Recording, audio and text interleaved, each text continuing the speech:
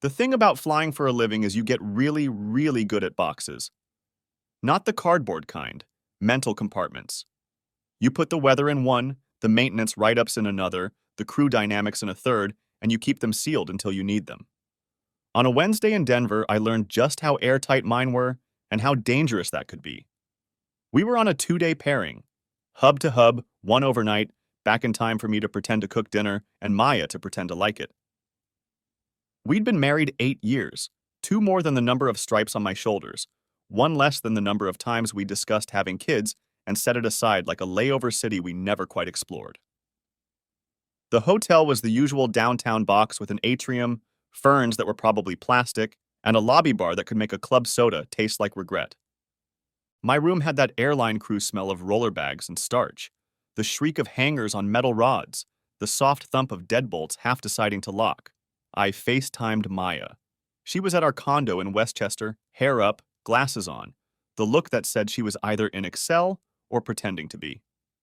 She worked, as a marketing consultant, which is like being a translator for people who want feelings to become charts. "Hey, Captain," she said, not quite joking.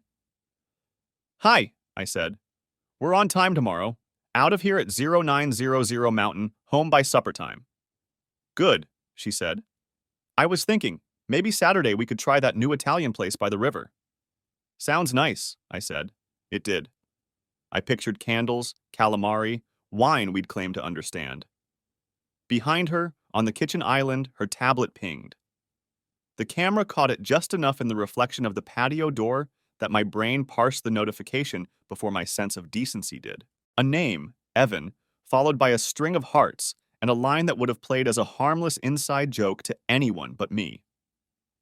To the person who knew that Evan wasn't her yoga instructor or a colleague from grad school. The person who knew Evan's watch beeped 10 minutes early for pushback because he liked to look prepared. "Everything okay?" Maya asked. My face had done something. I felt the muscles recompose into traveler neutral. "Yeah," I said too easily. "You're getting popular." She glanced down, shifted her body to block the tablet. "Group chat," she said, and smiled in the way people smile when they want to move traffic through a construction zone. "Sure," I said.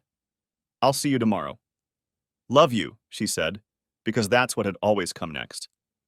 "See you tomorrow," I said, because I couldn't lie on command anymore. I ended the call. The room made that strange hotel silence that's never entirely silent. Elevators, ice machines, distant revelers. I set my phone on the desk where it looked like evidence.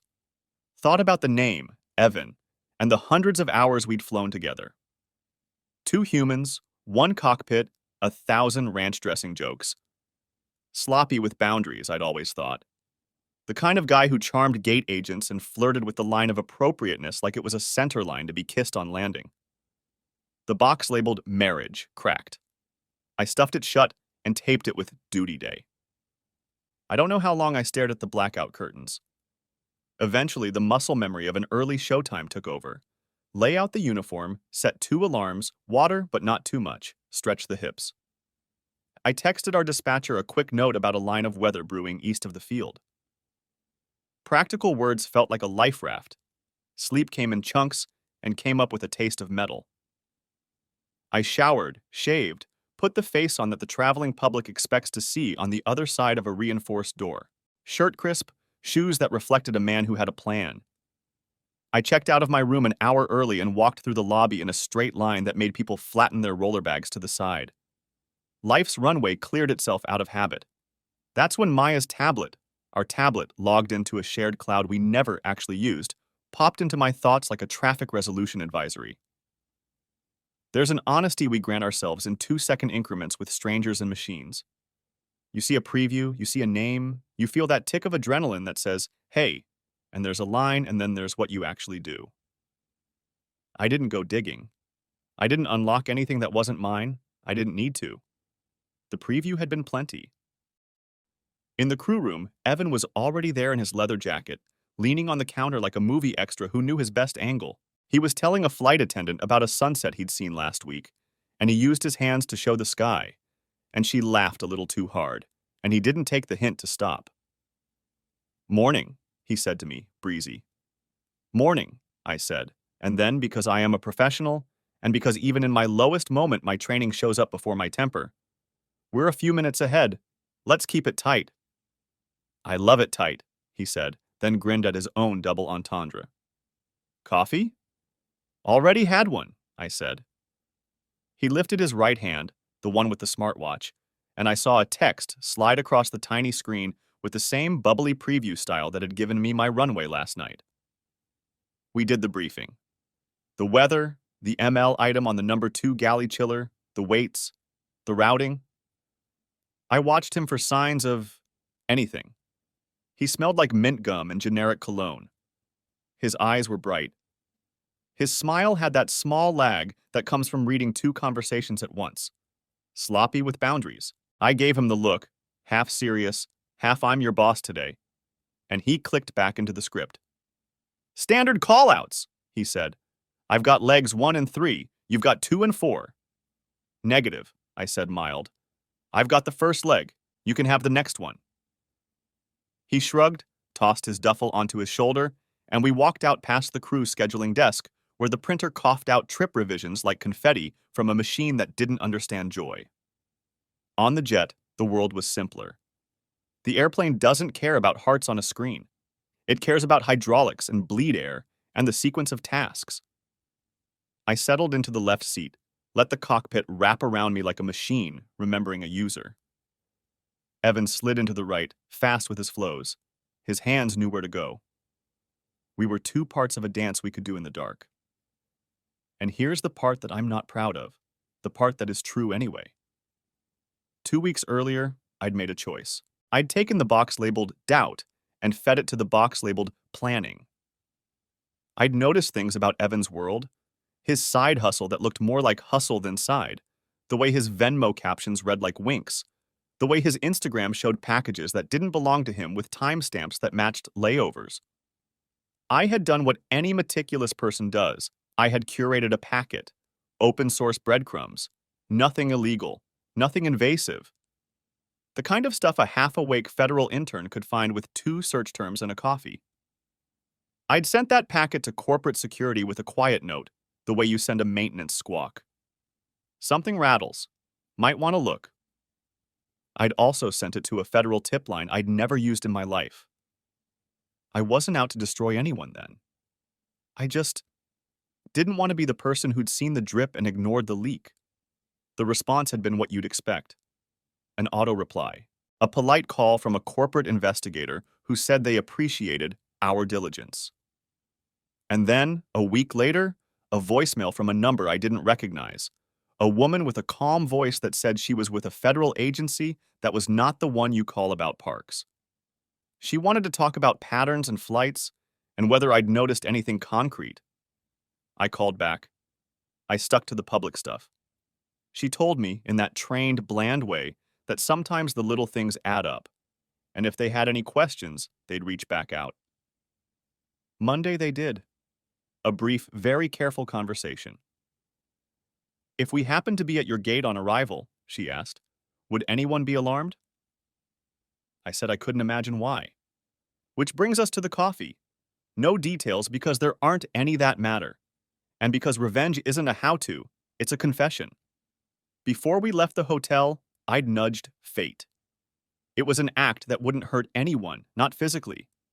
It wouldn't make a saint fail a test. It would, however, make a sloppy man look sloppier if he didn't keep his house in order. It was barely a matchstick near a forest of dry grass. I did it because I wanted a trigger, not a conflagration. I did it because grief is a chemist, and pride is a poor lab partner. We pushed back on time. The ground crew waved like marshalers at a parade. Evan handled the checklists with his usual charm. Clear left, he said. Clear right, I said. Taxi. I listened to my own voice and didn't recognize it. I was calm in a way that made me worry. The more you train to handle flameouts, the more your body craves the simplicity of procedure when your heart's on fire. We lined up. Set takeoff thrust. His hand poised, arrested by muscle memory.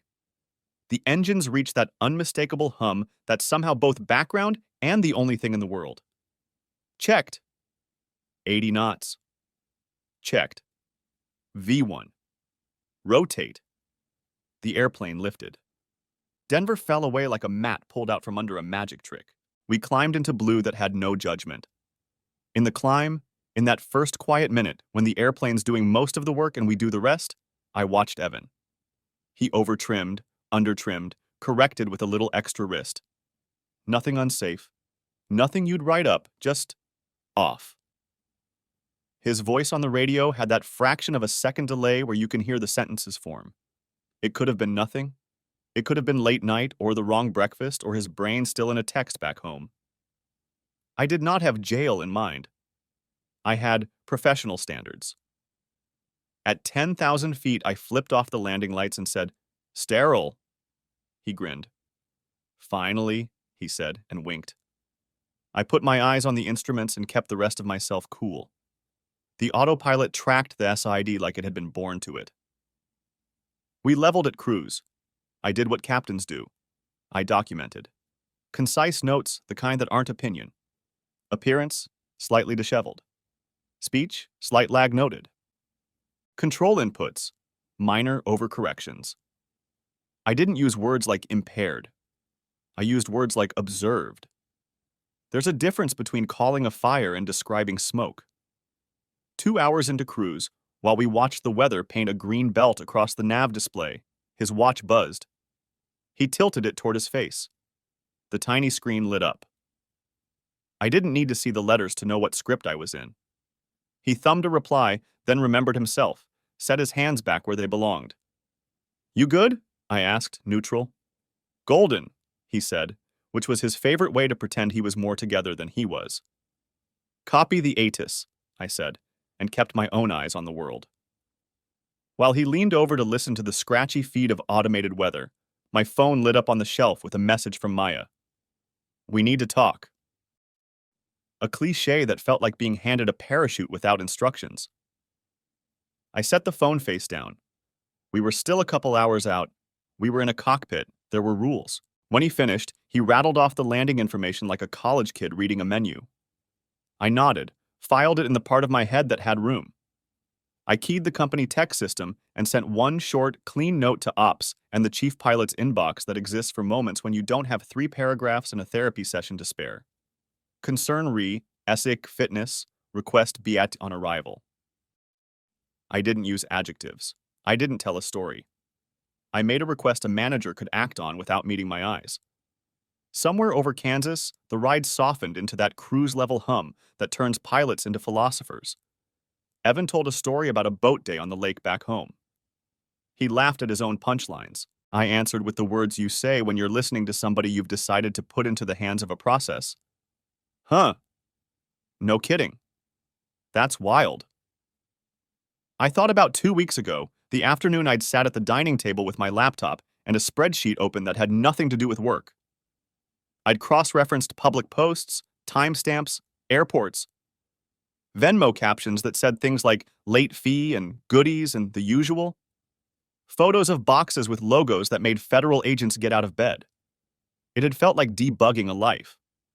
I wasn't a cop. I wasn't trying to be. I was documenting coincidence and deciding whether coincidence had a pattern. When I'd sent that packet to security, I'd used my own email. Signed my own name. I wasn't hiding. If I was wrong, I wanted them to tell me I'd been paranoid. If I was right, I wanted them to do something slower than my heartbeat. The woman from the federal side, she'd never given me a title I could quote at a dinner party, had said, "We prefer to talk when people aren't on duty." I had said I preferred that too. She had said, "If we find ourselves at your base when you arrive, it will be to have a conversation, not to ruin anyone's day." I had believed her in the way you believe a doctor before a procedure you've already decided to have.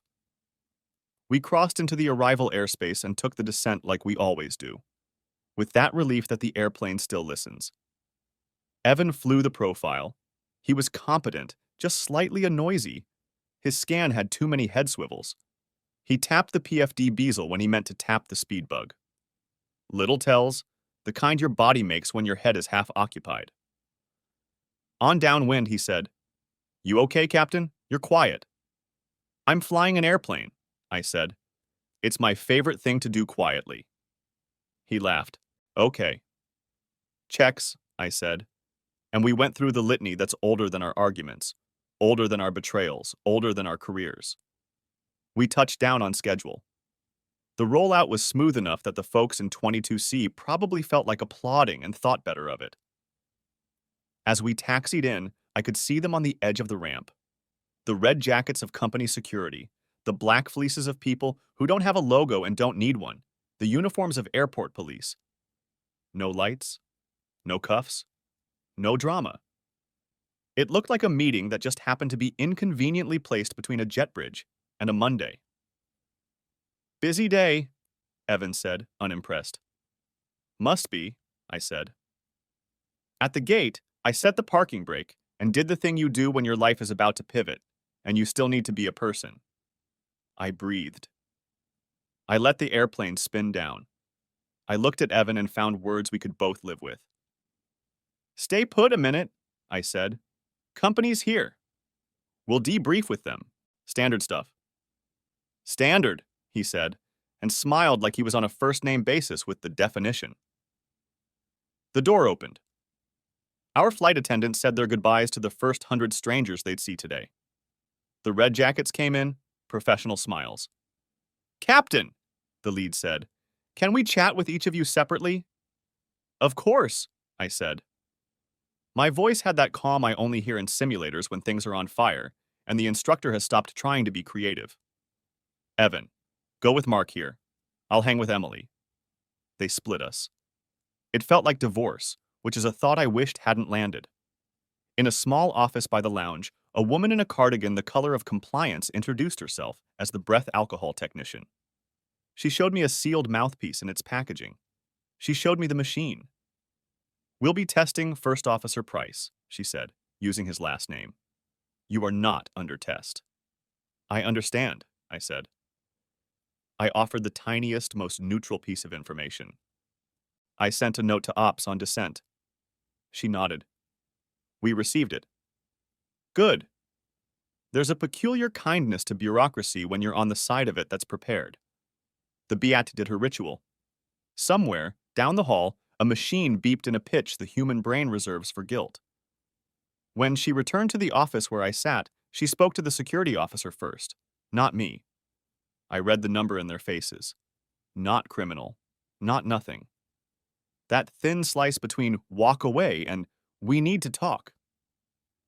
Per policy, the security officer said to me, professional as a surgeon. We're removing him from safety-sensitive duty pending review. Your union rep is en route.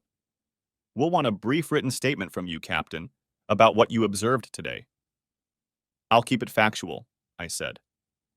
He gave me that look, the one that says, I hope you do. Airport police and some federal partners would like to ask him a few questions, he added, as if we were noting a gate change. Is that necessary? I asked, because the performative question makes everything feel less like something you ordered and more like something that happened. They have a warrant for his company locker and devices, he said. It's narrowly scoped. He isn't under arrest. Understood, I said. And in my chest, 100 little drums started playing a parade I wasn't sure I wanted. They walked Evan past the glass of the terminal. He wasn't in cuffs. The agents didn't touch him. He was the same guy as always, cracking a joke to make the hallway feel like a backyard. He looked at me through the glass as if to say, Can you believe this? I didn't blink. There are moments you choose who you are. I chose stone. What I didn't expect, what I suppose I should have, was Maya. She was standing near the window by our gate, hair not quite as neat as the FaceTime version, cardigan pulled tight, a tote bag hanging like a verdict. She had that face of someone who'd been told the last flight of the day was oversold, and she wasn't as important as the person behind her. She watched Evan pass by with officers and a man in a jacket with letters on the back, the kind that don't need to announce themselves in public because you can feel them in your ribs. Her eyes slid to me. We looked at each other through double pane. For a second, we were two fish in neighboring tanks, aware of the other's water. Her mouth made a small "oh," not dramatic, just the sound of a theory collapsing. I didn't wave. I didn't tilt my head in a way that could be read later as triumph.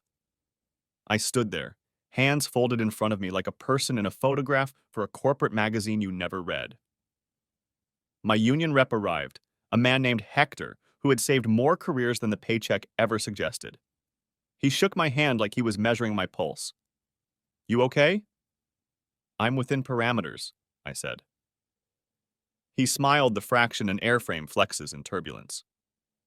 "Let's go write your statement before anybody says anything they can't unsay." We sat in a small conference room where the carpet was too new and the chairs were too tired. He let me type. He didn't hover, but he hovered. He reminded me, without saying the word, that adjectives are where people lose their licenses. I wrote it like a checklist. Duty day began at 0700 local. Pre-flight briefing conducted at 0740. First Officer Price appeared slightly disheveled, noted faint odor of mint gum, no discernible odor of alcohol. During climb and cruise, FO exhibited minor delays in radio responses and slight overcorrections on trim inputs. No safety-critical deviations observed. At approximately 1000 local, Captain sent ACARS text to Ops. Concern re, psych fitness, request BIAT on arrival. Arrival and landing conducted within normal parameters. Captain debriefed with security on arrival. FO removed from safety-sensitive duty following BAT result as per policy. Hector read it, nodded once, and said, "Good. Clean. You are a boring writer, which is what we want right now." "Thanks," I said. "I've been practicing." He sat back. "Is there anything else? Anything at all? You think we need to discuss now versus in a room with more people?" The question hung there like a low ceiling. I thought about the coffee, not details, just the concept, that I had crossed a line inside myself before anyone else did. That I had played chess with people's lives, like I knew all the pieces would move exactly as I'd imagined. "No," I said. It wasn't a lie. It was an edit. My heart made a tiny correction on its course. He studied me. "Okay, then let the process do its thing. They'll take their time. Everything takes its time." In the hallway, past the conference room, I could hear voices like a TV down the hall in a hotel.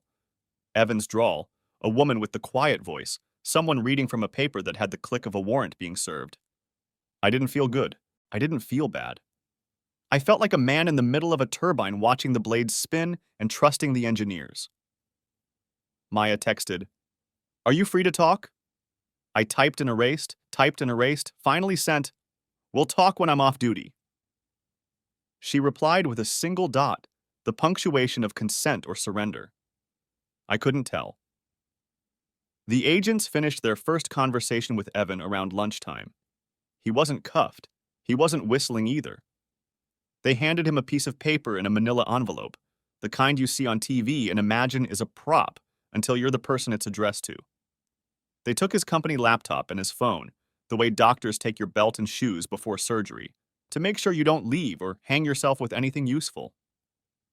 He caught my eye again as they led him toward another office, more a polite escort than a march. He made a face that said, "Help me out here, Captain." I made one that said, "I am." My base manager, a man whose hair had been gray since his 20s and whose patience had not, asked if I felt fit for further duty.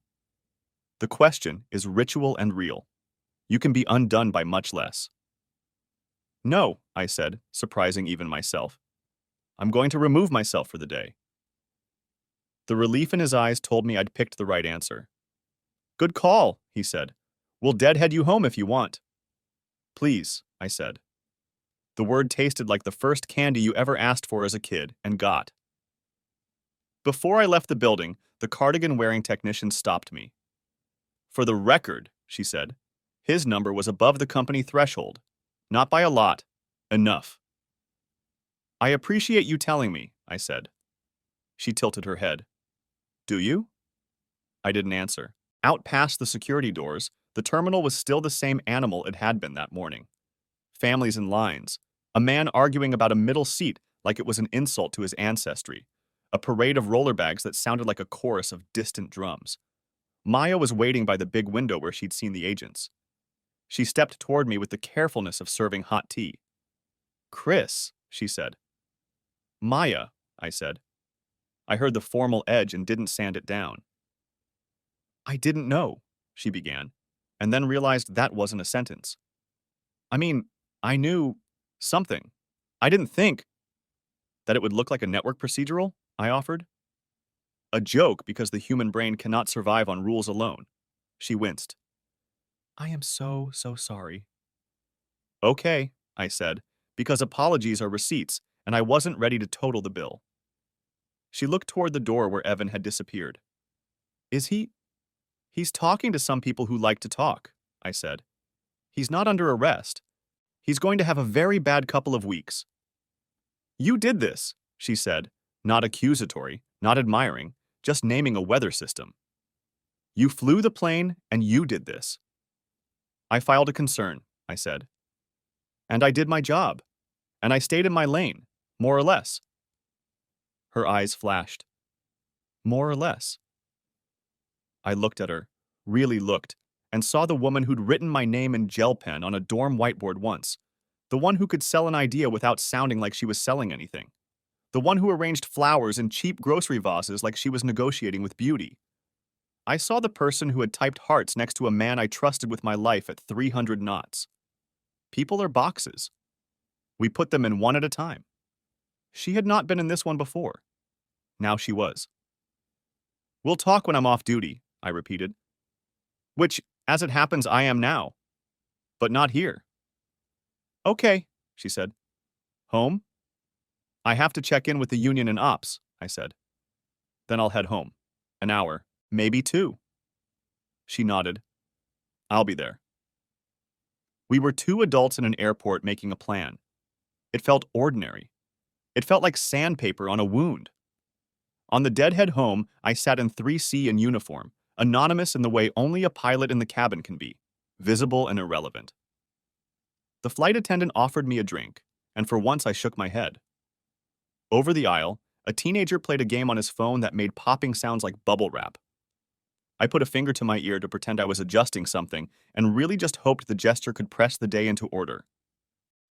My phone buzzed, a voicemail transcribed into text from an unknown number. This is Special Agent, it began, and then the transcription turned into mush where the system couldn't spell a 3-letter acronym. We appreciate your cooperation. We're conducting a voluntary interview with Mr. Price. We may have follow-up questions for you in the coming days. We'll be in touch through corporate counsel. I saved it. Another buzz, a note from corporate security thanking me for my timely report. A third, a message from Hector with a thumbs up and a reminder, written out. Say nothing more today. The airplane lifted into a sky that behaved, which felt like a grace note. I closed my eyes. When I opened them, it was time to land. That's how you know fatigue has moved in. You sleep in parentheses. At home, the condo had that smell of late day and a candle that had been lit and blown out. Maya was in the kitchen island's orbit again, her tablet face down this time like an apology. She didn't move to hug me, and I didn't move toward her, and for a minute, we were 2 exhibits in a museum of modern distance. I'm going to say this once, I said, my voice steady as a checklist. I saw enough to know there's an affair. I don't need the details. I don't want the details. I will be filing for divorce. I'm not going to make a mess in public. I'm not going to ruin your job. But we are done. She swallowed. When did you? Last night, I said. On a call, a preview pop-up. I didn't go digging. It was handed to me. Her face did the thing faces do when they discover their own elasticity. I was going to tell you, she said, and then immediately corrected herself because she is not a child. No, I should have told you, I didn't. I am sorry. Okay, I said. She looked toward the living room, toward the couch where we'd built a life out of Netflix and arguments about paint colors. Do you need me to leave tonight? I need you not to touch anything large, I said. There will be automatic temporary restraining orders the second I file. No big transfers, no house moves, no sudden gifts to nieces. You've already called a lawyer, she said. Not a question. Yes, I said. On the way home. She nodded, her consultant brain appreciating the project plan, even as her human one flinched. Do you want to know why? She asked, polite, like offering dessert at the worst dinner party ever. No, I said. I want to know how we untangle our lives with the least collateral damage. We can talk about why when it doesn't matter anymore. She put a hand to her mouth. For a second, I thought she would sob, and maybe she did, but quietly, like she didn't want to disturb the neighbors. He's... Don't, I said, gentle. You don't have to explain him to me. He's going to have a busy calendar, too. You set this up, she said, softer now, as if the softness could change physics. I sent a packet, I said. Then today I asked for a test because it was warranted. I let the words sit between us like a coin on a bar. That's it. That's not it, she said. It's enough, I said. We stood there, two pilots in different cockpits, working two different checklists. Hers, triage, mine, procedure. I'll sleep in the guest room, she said. Thank you, I said. Do you hate me? She asked, not fishing, genuine. I don't know, I said. It feels too active for what I have in me. Right now I'm managing the flight path. She nodded. Went to the guest room. Closed the door softly, like you close a door for a sleeping baby for good luck. I sat at the table where I'd built my packet 2 weeks ago and opened a clean legal pad. I wrote the date at the top because time matters in real life, not just in scripts. I wrote down the calls I'd need to make in the morning. The attorney, my base manager, my therapist, who would finally get to earn the copay. I wrote change beneficiaries and circled it, then put an arrow and wrote ask counsel. Then I stared at the word counsel until it blurred and became console, which felt closer to the truth. Morning was a workday for people who don't fly. I wore jeans that still had a little starch in them and a shirt with a collar soft enough to say, I am not at work, and hard enough to say, I am working on something. The lawyer's office was mid-rise, wood desks, the hum of printers eating paper like a snack. My attorney was recommended by a captain who had gotten through a divorce with his dignity intact and enough of his retirement to keep flying for pleasure someday. Her name was Jenna. She shook my hand like she'd shook a lot of hands that week and still had room for one more. Tell me what you want, she said after the initial pleasantries. I want it clean, I said. No public drama, no kids in the middle, which we don't have, so that's a mercy. I want the house handled fairly. I want reimbursement for any community money she spent on the affair. I want to be done as efficiently as the court allows. California? She asked, confirming. California, I said. Then it's no fault, she said, and there are automatic temporary restraining orders as soon as we file. That stops either of you from moving big money or changing beneficiaries. We can request temporary orders in 2 to 6 weeks. Who remains in the home, temporary support if any, who pays which bills. Discovery will be 1 to 4 months.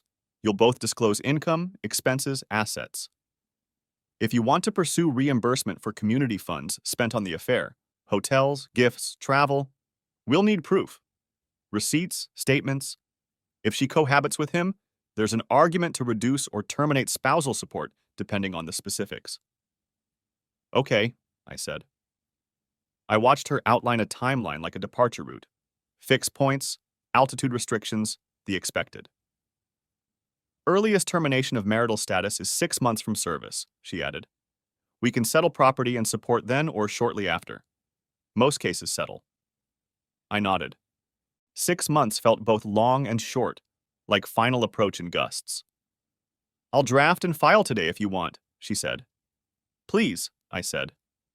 It was becoming my favorite word for lousy days. We talked dissipation.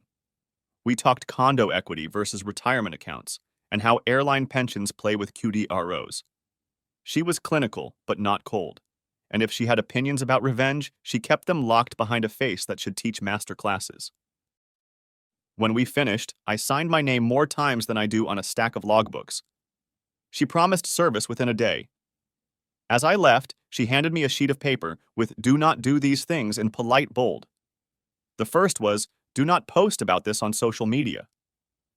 The second was, do not change locks without discussion. The third was, do not self-help with accounts. None of which I'd planned, but humans in pain need lists. Back home, Maya sat in the living room in working from home clothes, hair down, laptop open to a spreadsheet I would never read. She looked up and didn't try small talk. Was that the lawyer? Yes, I said. You'll be served. It's just paperwork. It doesn't have to be a scene. She swallowed. Okay. I'm going to stay here, I said. You can too for now. We'll figure a turnover. We can agree on who pays which bill for the next couple months. I'm not trying to surprise you with a lock change. We'll do it by the book. She nodded, grateful for the predictability. Thank you. You're welcome, I said. The sentence tasted odd, like thank you notes at a wake. My phone buzzed. This time it was my base manager. We're placing First Officer Price on leave pending investigation, he said. He's requesting a chain of custody review and a retest. That's his right. You may be asked for a follow-up statement. Stick to facts. I have no adjectives left, I said. He snorted, an involuntary human sound in a day full of polished ones. The FAA may open a parallel inquiry. Don't be surprised if you get a notice to furnish logs and notes. I'll cooperate, I said. We appreciate your professionalism, he said, because there are scripts for this too. After that, the day parceled itself into chores. Photograph serial numbers, scan bank statements for Jenna, open a new email folder labeled Dissolution, like it was a tiny grave. I made a sandwich that tasted like the inside of a cooler. Maya worked as if we were roommates in a co-working space that cost too much. In the late afternoon, my phone lit up again with a call from a federal number that comes up on Google as U.S. government if you type it.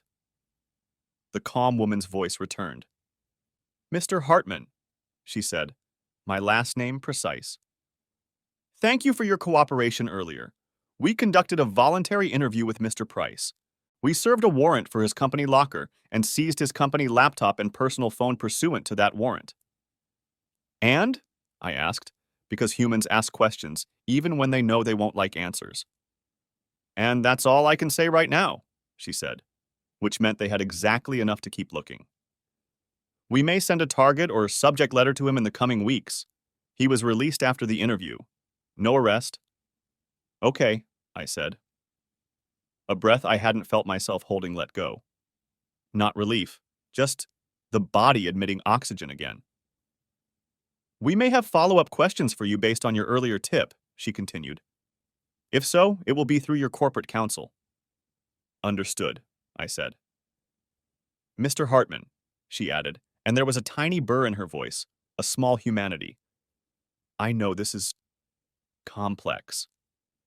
That's one word, I said. There are others.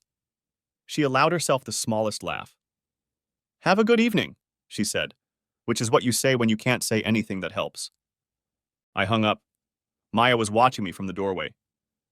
Is he going to jail? She asked. Not today, I said. Maybe never. Maybe later. This isn't television. She nodded. I know. Do you? I asked, not unkind. She thought about it. No, she admitted. I watch shows. I don't live them. I appreciated the honesty the way you appreciate a pilot who calls a go-around early. Investigations move slower than rage, I said, surprising myself with my own aphorism. And revenge has rules I'm learning as I go. Did you want him in handcuffs? She asked. I looked at her. I wanted a mirror, I said. I wanted him to see himself the way the world sees him when he isn't charming anyone. I wanted a process to happen that he can't wink at. That's all. And me? She asked, quiet as paper. What do you want from me? I want us to end without burning down the neighborhood, I said. That's the best I've got. She nodded. Okay. We ate in the same kitchen like people who rent a house together because Airbnb messed up. She stabbed at a salad like it had said something insulting. I chewed my sandwich like it owed me money. The night came on fast. We moved through it like swimmers in lanes, parallel, not touching. Before bed, I stood in the doorway of the guest room. I'll have papers sent to you tomorrow, I said. They're just a start. There's time to talk. There's mediation. There's math. I'll get a lawyer, she said. Not combative, not sad, just planning. Good, I said, and meant it. Two professionals can land a burning airplane when they're on the same page. Two amateurs can crash a kite in a blue sky. In my room, I lay down on the side of the bed that had always been mine and learned that sides don't matter when the middle is empty. I stared at the ceiling and imagined air routes connecting cities, bright threads on a dark map, people in motion, people arriving, people making decisions in metal tubes and hotel lobbies and kitchens and conference rooms. Everyone thinks they're the captain of their own life. Then the weather moves in. I slept like a man who's done all he can for one day and left the rest to machines and forms and other people's checklists. It was the best I could do. In the morning, my phone buzzed with a message from Hector. We've got your back. Expect the FAA to be methodical. Price is grounded pending review. Don't gloat, don't post, don't talk. I thumbed back a thumbs up. The icon looked like a child's sticker. I made coffee. I took the first sip and almost laughed. Matching bitter with bitter felt like stacking the deck for once. The sun came up over the condo complex like sunrise always does, indifferent to flyers and lovers and the righteous. I opened my notebook, wrote the date, and put a check mark next to filed. I wrote underneath, wait. Waiting, as it turns out, is a skill they don't test for in the sim. They should. Part 2. Hold short. The morning after filing felt like a non-event on the surface. The sun came through the kitchen like it had a hall pass. Coffee steamed like it always does. The refrigerator still made that throat-clearing noise every hour. Inside, though, I had the hum of a jet with one generator offline. Functional, watchful, not entirely at ease. At 9:13 a.m., the doorbell rang with the politeness of someone who doesn't want to be part of your story. A process server, late 20s, blazer too formal for the job, asked, Maya Hartman? She looked at me, then at him. Yes. He handed over the envelope like a waiter sliding a check. You've been served. Have a good one. He said it the way people say, have a good one, to a man whose car is booted. Then he left. Maya stood there with the envelope in her hand, like a person holding a snow globe that belongs to someone else. So that's what it looks like, she said, not opening it. That's what it looks like, I said. She slid her thumb under the flap and read without moving. I made breakfast I didn't want. Eggs, toast, a peace offering delivered to a battlefield after the ceasefire had already failed. She finished, folded the papers back as if they could be put away like the holidays. I'll find a lawyer today, she said. Good, I said again, and the word was starting to sound like a cough. My phone vibrated with a number labeled Union, Hector. I answered, and he didn't bother with fluff. We need you at the office. Today. Now? I asked. Now-ish. Bring your notes. Keep your adjectives at home. I told Maya I'd be back by afternoon. She nodded. No new tears, just the tired kind of acceptance you see on people who've missed too many connections. As I left, she said, Chris? I turned. Thank you for not making this the worst version, she said. I'm trying, I said. It was all I could promise. The union office was across the access road from the airport, the kind of suite you only find if you've been there before. A coffee machine burbled in the corner. Framed photos of people in uniform shaking hands with people in suits lined the walls, proof that someone somewhere had smiled at someone else about pay rates or rest rules. Hector sat me down in a small conference room with a table that had been nicked by 1,000 ring binders. With him was a woman I didn't know. Sharp eyes, a pen that clicked like a metronome. This is Karen, Hector said. Union Council. She shook my hand. We know the outlines, she said. We need the details you observed.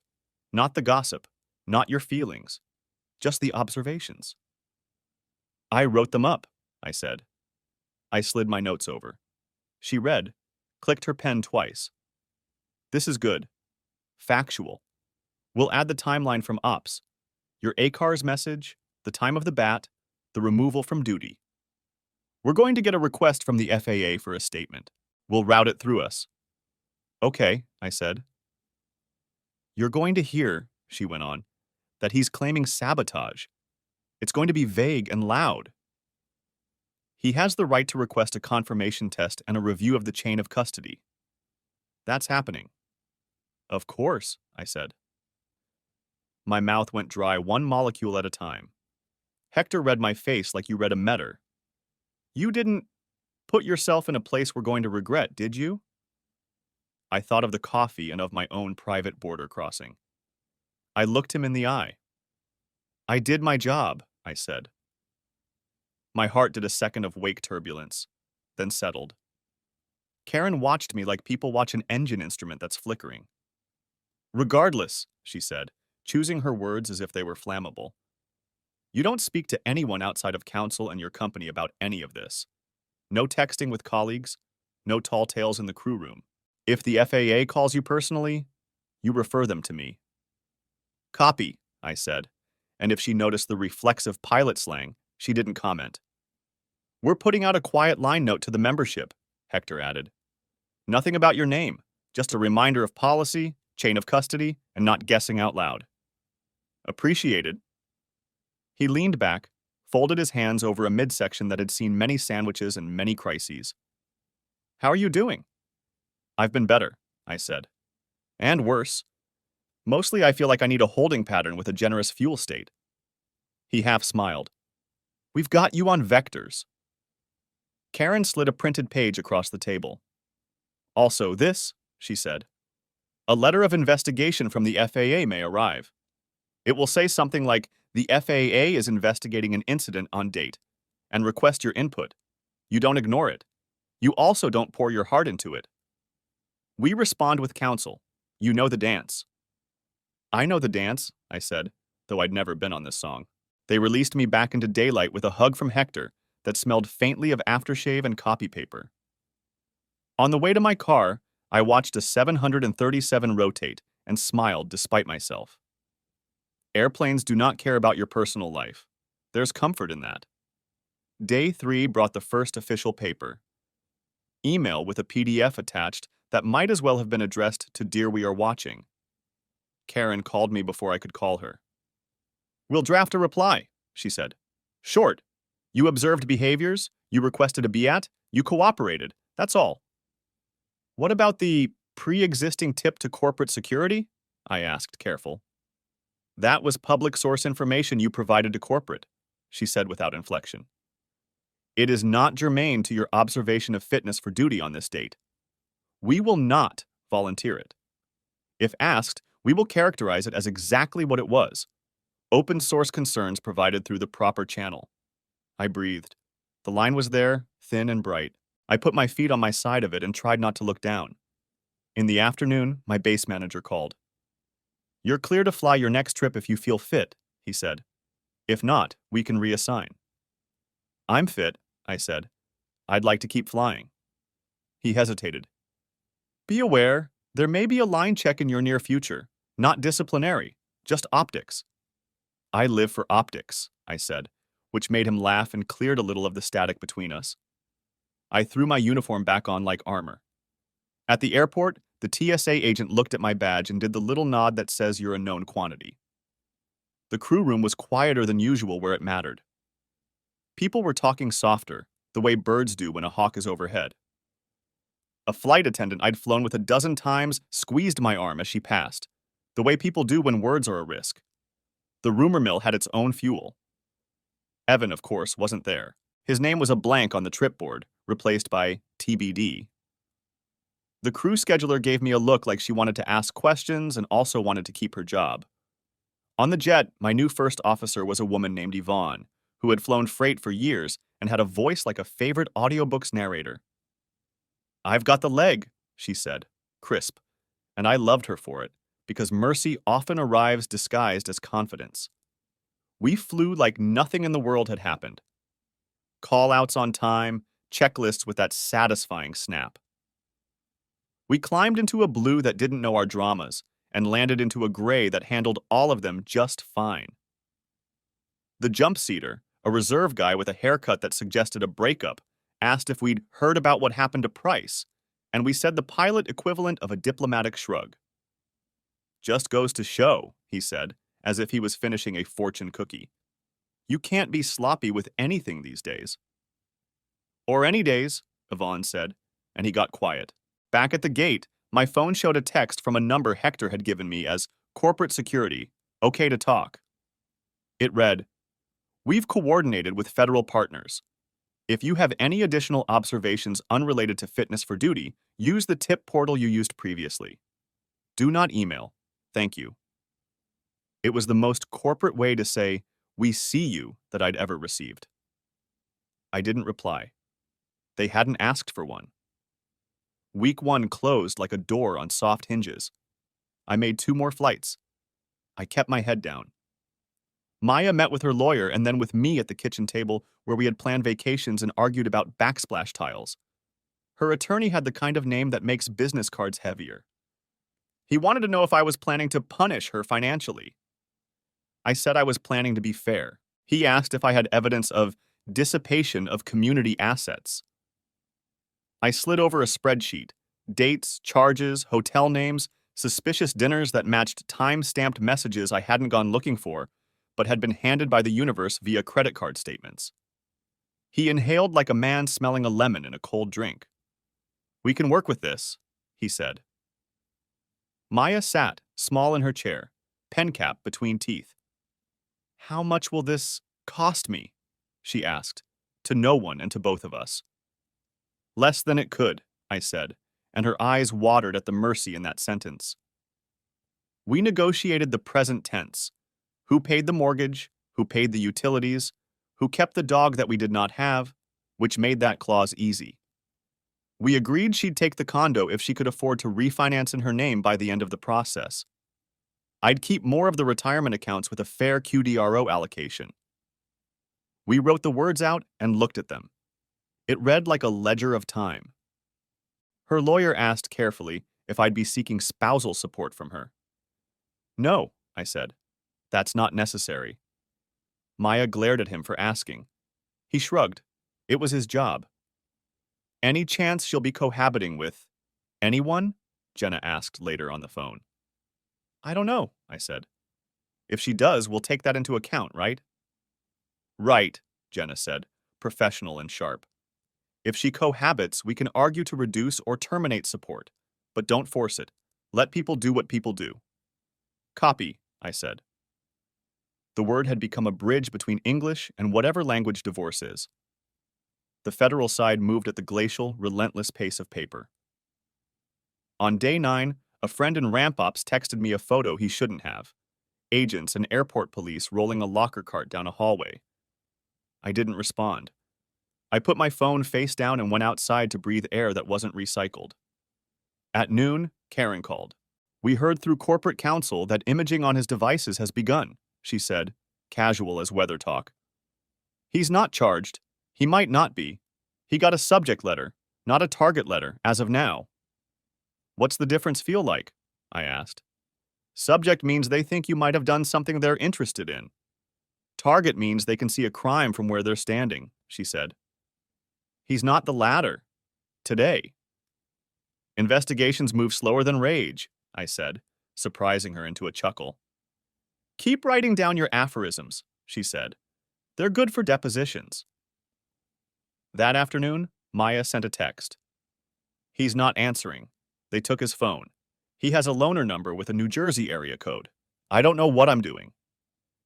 I typed and erased 3 responses before settling on. "Please conduct all communications with him outside the house. It's better for both of us." It read cold. It was safe. She sent back a single, "Okay." I didn't ask how she'd framed the past week to him. I didn't want to be a character in their script more than I already was. That night, I took a run along the river path and let the rhythm beat the thoughts into something quieter. A kid on a skateboard did a kickflip and almost nailed it, then laughed at himself like the whole point had been the almost. I envied him. 2 weeks in, I had my first line check. A Czech airman named Velasquez, who could have made a living as a stone Buddha, took the jump seat and observed me as if I were a specimen under glass. "We're not here to hang you," he said on the walk around. "We're here to make sure the public sees we care." "I care," I said. "Good," he said. "Then fly the airplane and let me carry the optics." We had a Mel item on a pack. The weather was the kind of spring thunderstorm that makes the radar look like Christmas exploded. We went around once for spacing and once for a wind shear alert. We landed on the third try with the kind of crisp that makes you remember why you signed up for this life. After shutdown, Velasquez nodded. "You're fine," he said, which in pilot means, "I have no notes that will haunt you." He signed the form. The box labeled professional was as tight as ever. That is how you survive weeks when the personal box is duct-taped and humming. On the way out, a gate agent I knew well cornered me. "Captain Hartman," she said, leaning in. "You didn't hear it from me, but the rumor mill says Price is, not flying anywhere except a desk at his lawyer's office." "I don't listen to rumor mills," I said. "Me neither," she said, then added, "mostly." I smiled to be kind and kept moving. Week 3 was our temporary orders hearing. Family court had the fluorescent glow of a weekday DMV and the emotional climate of a thunderstorm that doesn't break. We sat at a small table with our lawyers, and a judge with salt and pepper hair and a face like it had read everything looked at us like she was trying to see if we were the kind of grown-ups who could be trusted to handle sharp objects. Jenna stood. "Your Honor, parties are in agreement on temporary possession of the residence. Both will remain for now, expenses split per the attached schedule. No children, no emergency issues. Our client is requesting reimbursement for specified expenditures characterized as dissipation of community funds, as listed." Maya's attorney rose. "We're not contesting the general arrangement. The expenditures, some of them, may be explained." The judge glanced at the list. "None of them need to be explained today," she said, with the weary kindness of someone who has seen explanations destroy more than they repair. "They will be addressed during settlement discussions. For now, temporary orders as proposed, with the caveat that neither party harasses or interferes with the other's employment. No disparagement on social media." She scanned the room in a way that made me feel 15. "Do either of you have any questions?" "No, Your Honor," we said almost in unison. We both looked startled to sound like chorus. Outside, on the courthouse steps, Maya turned to me. "Thank you," she said, "for keeping it to the math." "I like math," I said. "It balances." She almost smiled. "Are we going to be okay?" "We're going to be done," I said. "Then okay will figure itself out." She nodded, hugged her elbows against a breeze that wasn't cold. "I'm not moving in with him," she blurted. "If you're wondering, not now." "I wasn't going to ask," I said. "You were thinking it," she said, not unkind. "And your lawyer would have." "She already did," I said, letting the humor land where it could. We went home separately, through traffic that didn't care. On a Tuesday that smelled like jet fuel and old coffee, Hector called. "He's in here," he said, meaning the union office. "Claiming sabotage loud enough to qualify as a wind warning." "What does that change?" I asked. "Nothing immediate," he said. "Chain of custody held. He had the right to a second test. It confirmed the first. The numbers are what they are. He's grounded pending the company process and whatever the FAA decides. If," he stressed it like a checklist item, "if the feds ever come with more, that's a later chapter. For now, he's unhappy."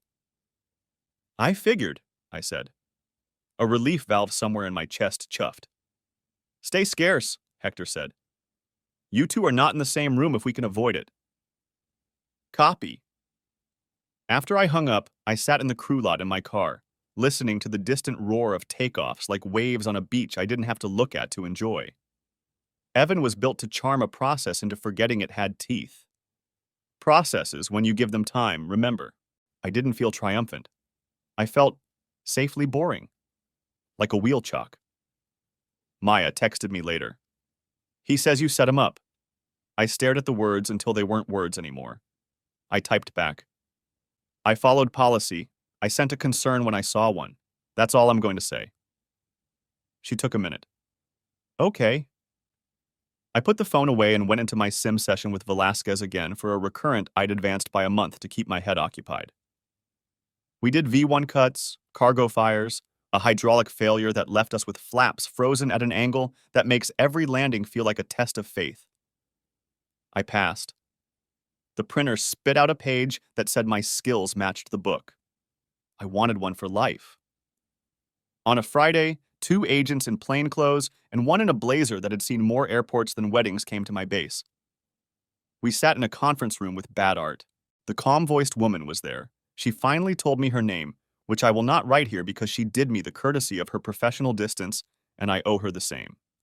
We have a few follow-up questions about your earlier tip, she said. We know you're not the subject of this investigation. We also know you fly with a lot of people and see a lot of things. I see instruments and weather, I said. Everything else is background. She allowed herself a smile. We looked at the open source material you provided, she said. We have a warrant for his devices and locker. We're following leads. That's all I can say. That's all I need, I said. It was true. I didn't want a front row seat at anyone's undoing. The mezzanine was fine. From a life perspective, she added in a voice that was almost human. This is going to be slow. He will be in limbo. His devices are imaging. That takes time. He has counsel.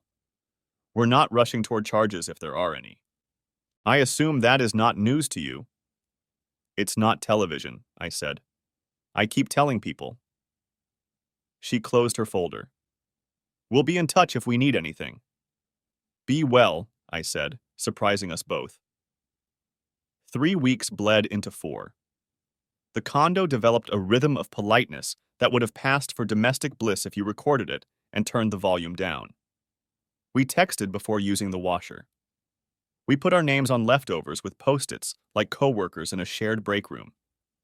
We did not discuss feelings except in the vaguest terms that had the texture of rain on a windshield, there and gone, obscuring and then revealing. One night, as I came in from a leg that had involved more holding than I'd planned for, I found Maya at the dining table with a stack of statements and a calculator. Your lawyer is thorough, she said, not looking up. She is, I said. She has a face that makes printers behave. Maya laughed, a real laugh, and then looked guilty for liking the sound. I'm not good at this, she said. Numbers make me feel like I'm being quizzed. We'll go line by line, I said. It's just a story told in amounts. She pushed a statement toward me. This dinner, I was with a client. It looks like something else because of the hotel charge the next night. That was a different trip. I know how it looks. How it looks matters, I said. How it was matters too. Put a note. If it's legitimate, we'll mark it. I'm not trying to turn every salad into a confession. She looked up at me like I'd delivered a glass of water after a walk in hot sun. Thank you. We're curating a museum of what happened, I said. Let's not buy exhibits we don't need. She smiled, and for a moment, we were the version of us that did crossword puzzles and argued about whether a 6-letter word for sky color should be azure or cerulean. Then the moment passed, and she wrote client dinner in neat block letters. As we worked, my phone buzzed with a number I recognized as Evan's new area code. I let it go to voicemail. A minute later, a text. You win, Captain. Hope you enjoy the view from that high horse. I didn't reply. His words felt like a man who had stormed into a cockpit and discovered the door was still locked. Maya saw the screen light up. Is he angry? I said. Hurt. Both. He's good at both. Are you? She asked. I'm landed, I said. That's the best version right now. She nodded, looking down at the math. I'm sorry, Chris, she said. Not just for the thing, for the mess. Me too, I said, and meant it in a way that didn't demand we be friends again. Week 5 brought our first mediation session. A small office with soft chairs and a coffee machine that looked like it had been in therapy itself. The mediator was a retired judge with a voice like a lullaby and a way of saying let's pause that made time feel elastic. We carved up the house in principle. She'd keep the condo if her refinance came through at rates that didn't make her eyes water. I'd keep the bulk of the 401k plus a reimbursement line that made both lawyers nod. Cars. She kept the newer one. I kept the paid-off one and privately celebrated never again having to pretend to like its interface. Brokerage accounts. Split in a way that would make our future accountants high five. Airline pension. QDRO language that read like a spell. Support? The mediator asked. Maya's lawyer looked at me. I said, limited-term spousal support at a modest amount with a built-in review if circumstances change.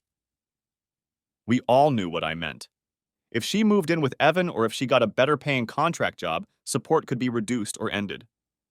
I didn't want to be a paycheck pipeline to a man who called my horse high. I also didn't want to be punitive for its own sake. Maya met my eyes. Fair, she said soft. We broke for lunch. I ate a sandwich in my car and listened to the traffic on the ground frequency. Pushback requests, gate changes, a de-icing queue that sounded like patience in winter clothes. It calmed me the way white noise calms babies.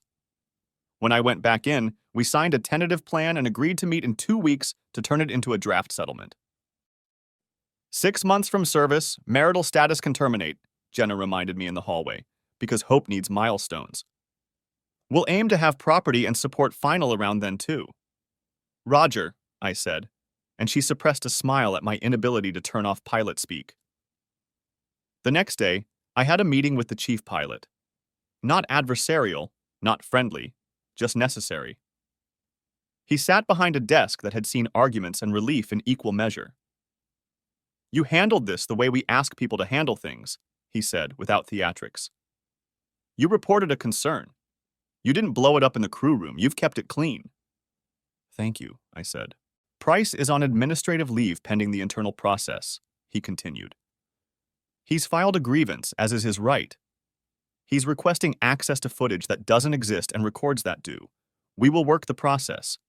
The FAA may or may not take certificate action depending on the numbers and the findings. He has a path. Treatment, HIMS, monitored return, maybe? Or not. That's not us. HIMS? I repeated for rhythm, not ignorance. He nodded.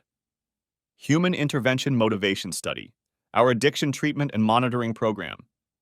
It is not a get-out-of-jail-free card. It is work, if he goes that route, if he even qualifies. Again, process. Copy, I said. The word had become a rosary bead I could touch when I needed to believe. He stood, which in office speak means the meeting is done. Take care of yourself, he said. Fly the line. Let us handle the rest. I left his office and ran into a crew I'd trained years ago. One of them grinned. Captain Hartman, still making smooth landings and smoother paperwork? Trying, I said, and their laughter made me feel like the world had corners I could navigate. At home, small rituals kept bad thoughts from getting too comfortable. I cooked for one and plated for two out of habit, then ate the extra for breakfast. I cleaned the coffee maker with the zeal of the newly converted.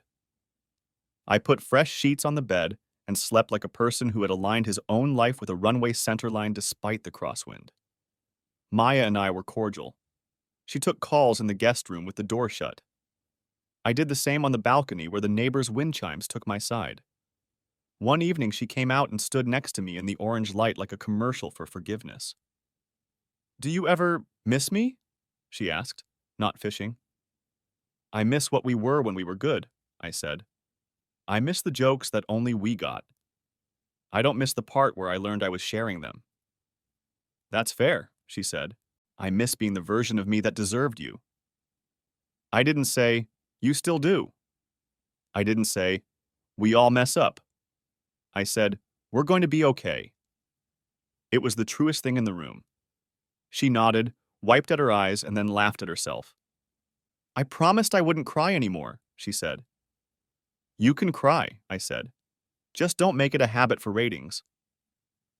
She smiled, the real one that used to make me say yes to dumb ideas. Deal. Week 6, a letter arrived for me from the FAA that didn't start with "Dear." It was formal in a way that made my posture straighten. They appreciated my cooperation. They would like to interview me formally about the flight in question. Karen came to my house with a legal pad and the kind of calm that radiates out and settles in your chest like a sedative you don't need a prescription for. We sat at the dining table like we were doing taxes. "We answer what is asked," she said. "Nothing more. You are a pilot who observed and reported. You are not a gossip columnist. You did not draw conclusions. You requested a BAT. You didn't make any diagnosis. You did not claim scandal, only concern." "Understood," I said. "One more thing," she added, looking up. "If they ask about motive, why you sent a note that day, you say the thing you've said to me. You observed behaviors inconsistent with the standard you expect in the cockpit. Full stop." "I'm not going to mention my marriage," I said. "You're not going to lie," she corrected. "You are going to discuss only what matters in a cockpit. If they ask, we tell the truth and immediately steer back to policy." "I can do that," I said. I'd been doing it since the morning after the tablet notification. The interview itself was unremarkable in the way roaring engines become white noise after enough years. 2 inspectors, one asking, one noting. A recorder on the table turning our quiet sentences into future procedure. I described what I saw. I described what I requested. I did not embellish. They thanked me and said again that the process takes time. After, Karen and I walked to the parking garage. "You did well," she said. "You are the least interesting person in their file. That is a win." "It's the role I was born to play," I said, and she laughed because sometimes the best revenge is being dull in all the places that matter. In the middle of week 7, my phone rang during a layover.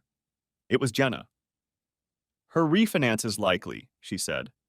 "Rates aren't kind, but she qualifies. We can push to have the settlement ready to file as soon as the 6-month mark hits." "Any movement on reimbursement?" I asked. "She's conceding some, contesting others," Jenna said. "We'll get most of what you reasonably claim. Enough to reflect reality without turning it into punishment."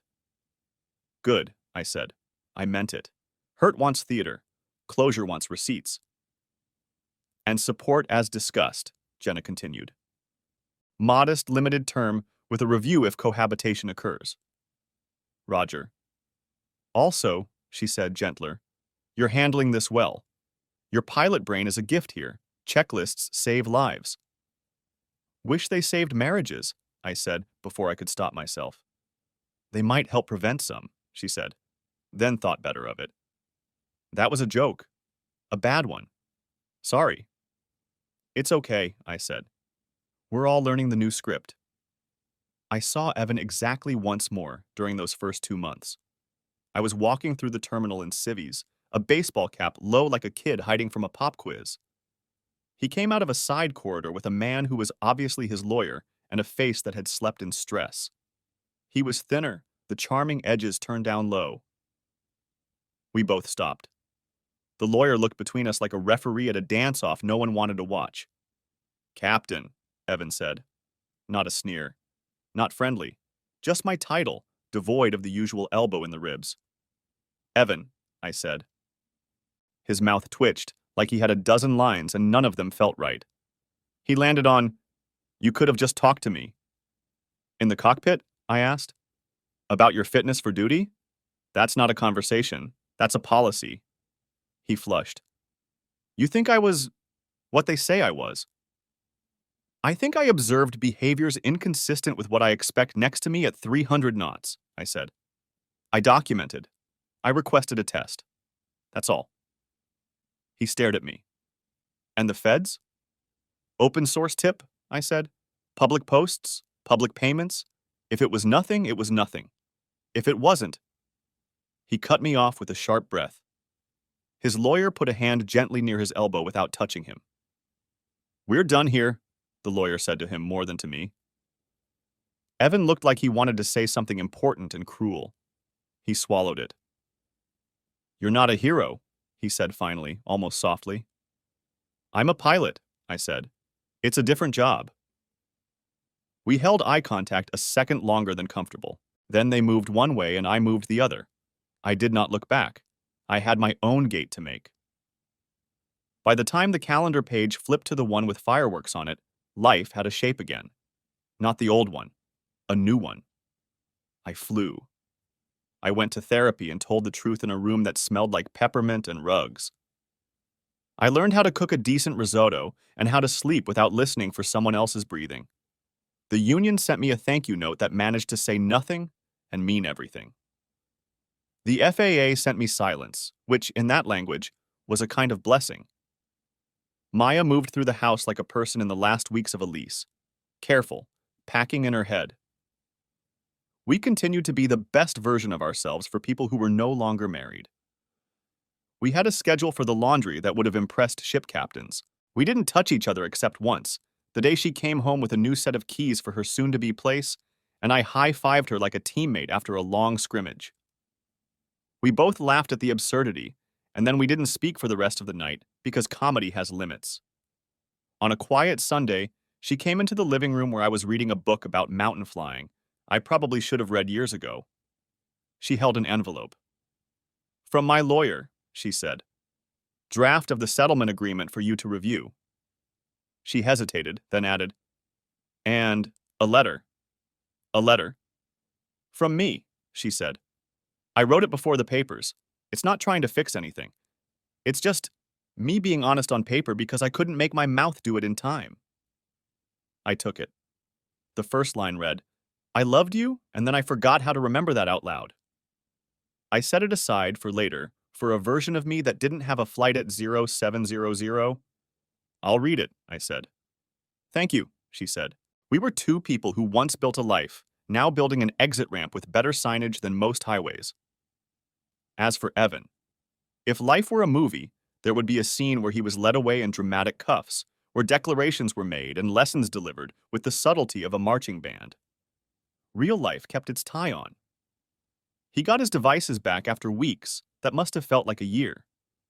He met with agents one more time and then sent people smoky texts about how the government should find better hobbies.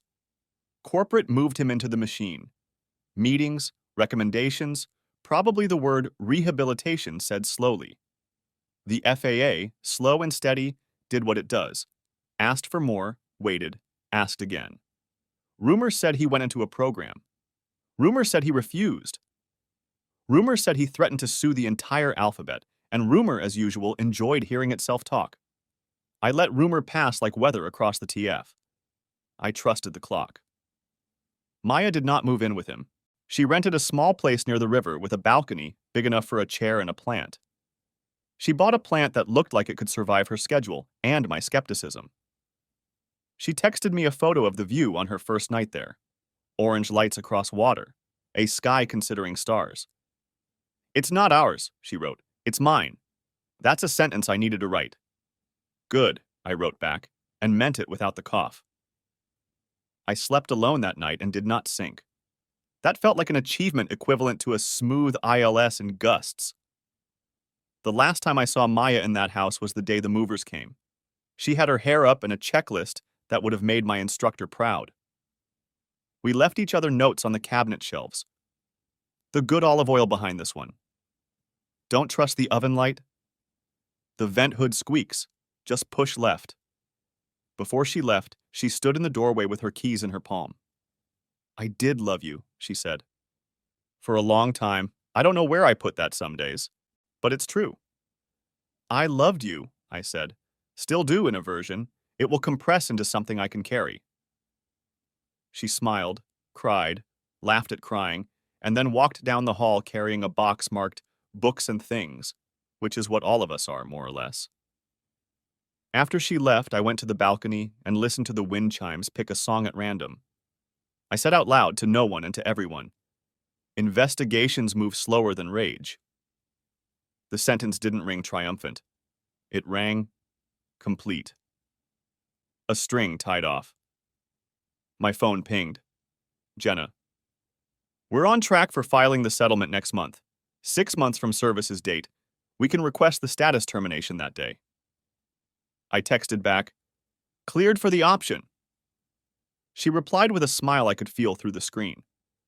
I poured a glass of something that wouldn't set off any machines and stood there until the moon came up.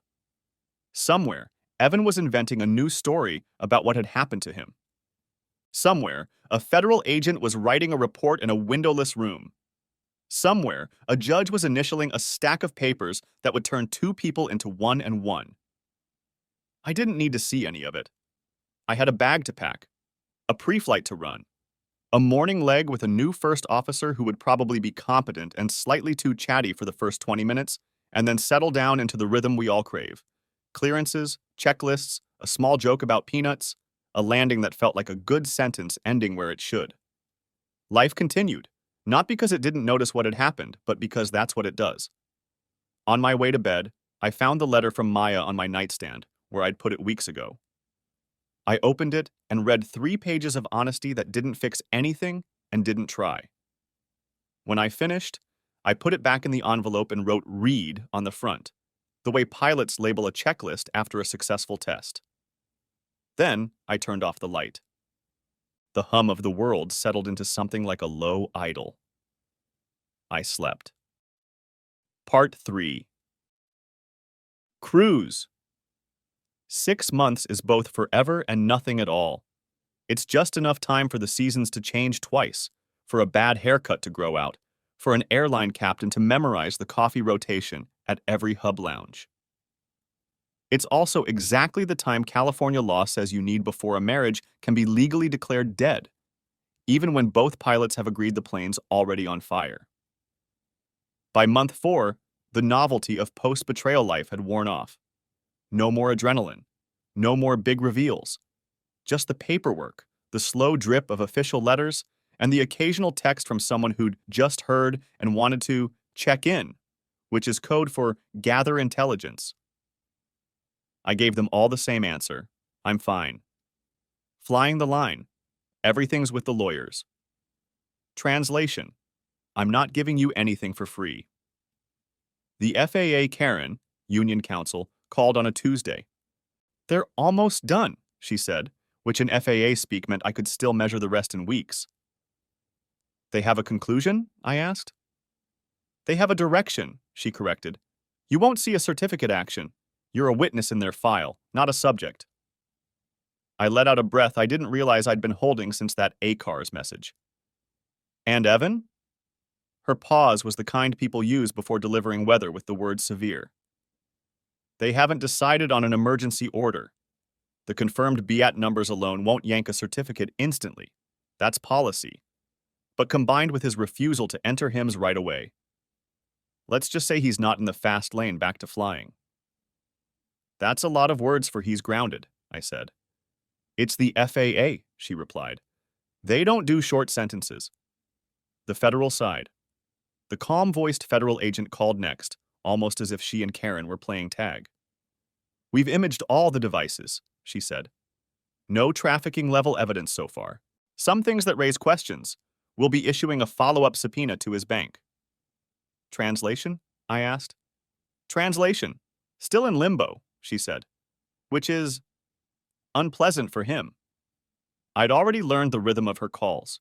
The federal government doesn't tell you when you'll get an answer. It just drops one in your lap when you're halfway through dinner. So, no charges? Not today, she said. Not this week. Then, in that same neutral voice, limbo can be worse than arrest. Arrest has a script. Limbo's just drift. I thought about drift. In an airplane, it's predictable, chartable. In life, it's just the quiet before something tips over. The divorce track. The legal 6-month mark was circled on my wall calendar like a checkpoint in a cross-country flight plan. Jenna, my divorce attorney, treated it like a gate in a race. The marital settlement agreement's ready, she told me in month 5. If both sides sign now, we can submit it for judgment the day the clock hits 6 months from service. Status termination will happen at the same time. Status termination. The cold, bureaucratic phrase for you're officially not married anymore. The agreement was a monument to precision. Condo, hers, refinance in her name within 90 days. 401k mine, minus a fair QDRO slice to her. Reimbursement, a fair-related spending, proved with receipts credited to me. Support, modest amount, fixed term, ends on cohabitation or set date, whichever comes first. Vehicles, split without drama. Brokerage accounts, mathematically divided down to the decimal. Reading it felt like flying an approach plate.